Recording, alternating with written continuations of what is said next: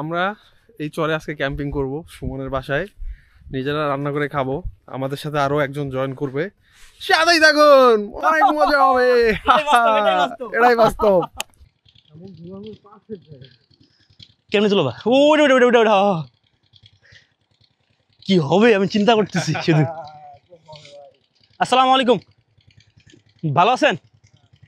এই ঘুরতে আসলাম ভাই। ভাই আর কিছুদিন পরে, হ্যাঁ ভাই,